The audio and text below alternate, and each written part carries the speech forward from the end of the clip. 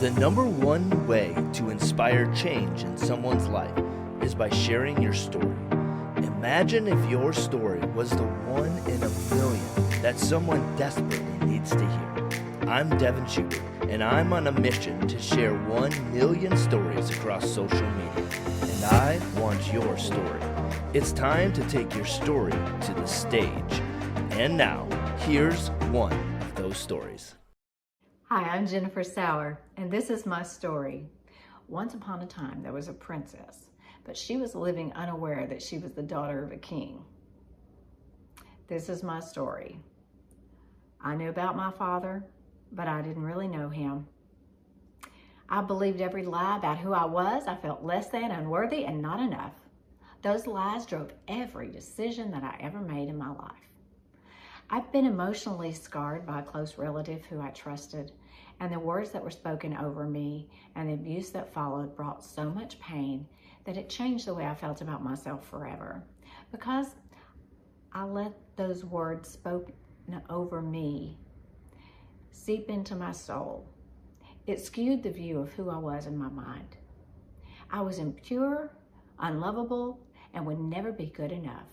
So the loving words of my father were silenced in my mind.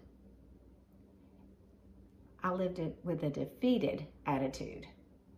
As a teenager, I became a teenage mom. I was married at the age of 17, had a son, and 2 years later, a daughter. And I thought I was in love. I had it all together. I had my family. And by the time my second child came along, things were just really good. God had blessed me with a dream to be a mom. After our 7-year fairy tale marriage ended, depression and pain took over my heart. I felt separated from the person that I was meant to be. And the truth is, I allowed what others said about me to control what I thought about who I am. So I did have dreams as a young child. I did have dreams of becoming someone who helped other people, who was a good person, but I never lived up to that because I never thought I was good enough. And after our 7-year marriage ended, I had the dark night of the soul. One dark October night, I was in the middle of my divorce. I was on my way home from work, consumed with depression, pain, and regret. I believed everything that was going through my head about who I was, and I begged God to let me die. I prayed for miles that it would all end. The world would be a better place without me in it. Those thoughts just kept coming to my mind. So I closed my eyes, I removed my seatbelt, and I begged for it all to end. And suddenly, through closed eyes, I saw a bright light shining through the window. I swerved to miss a bridge railing, and my car went into a spin. I was spinning in my car, in my mind, in my body, and I landed 30 feet from my car. I woke up laying on the side of the road, angry that I had survived. I spent the next 2 weeks in intensive care with a broken back, an injury that still plagues me today. The pain is constant, and it reminds me of how I changed my destiny that day. After releasing from the hospital, I returned to my parents' home with a broken back, broken heart, and 2 kids in tow, ages 2 and 5. God the King was still with me, waiting for me to come home to him. But I was living as a peasant girl instead of the princess I was designed to be. For the next decade, I made so many wrong choices. I had run so far. I went across country, took my kids, and came to the end of my rope there. And on my journey home, my car died in my parents' driveway. So here I was again, back where I started, desperate. I knew things had to change. I ended up at my home church, begging God to allow me to die one more time. I went to the altar, and I did die to myself. I surrendered my life to the King, and he gave me a new life. He gave me a new beginning. And now My name is Jennifer Sauer, daughter of the King.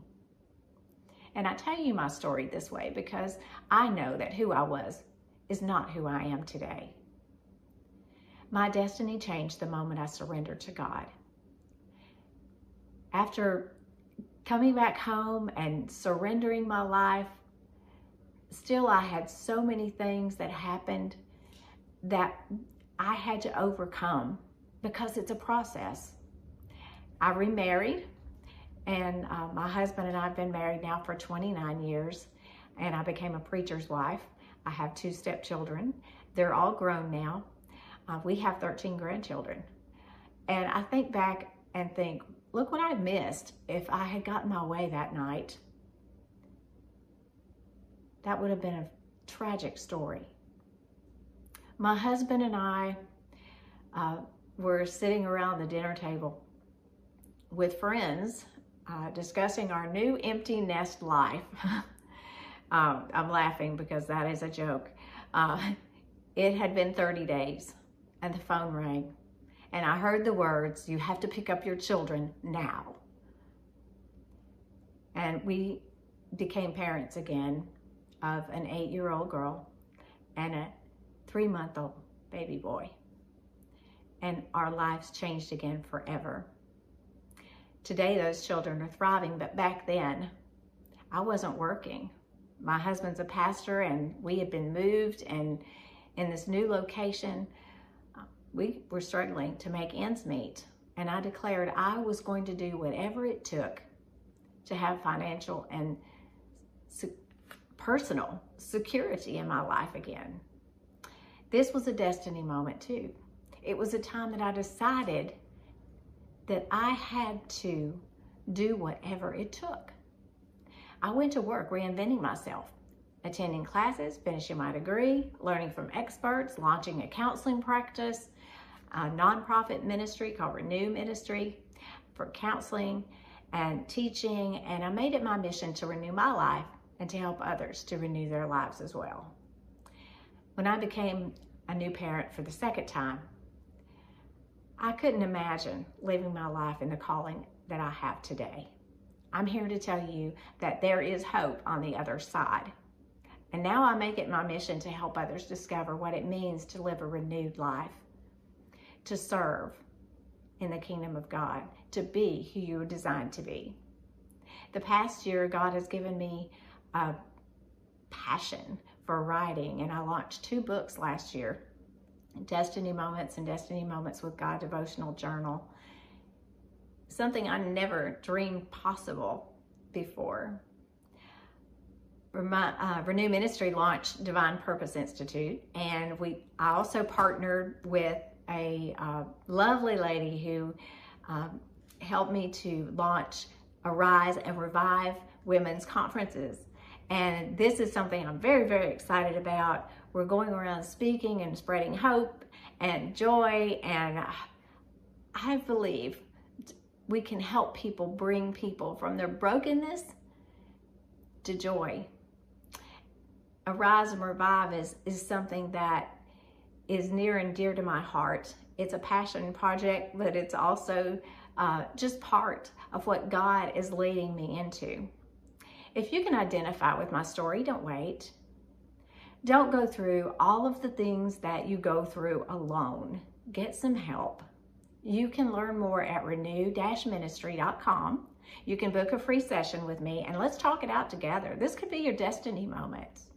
I tell you my story this way about suicide attempts because I understand what it means to feel hopeless, unworthy, unlovable. And I also know what it means to be restored, redeemed, and live as the daughter of a king.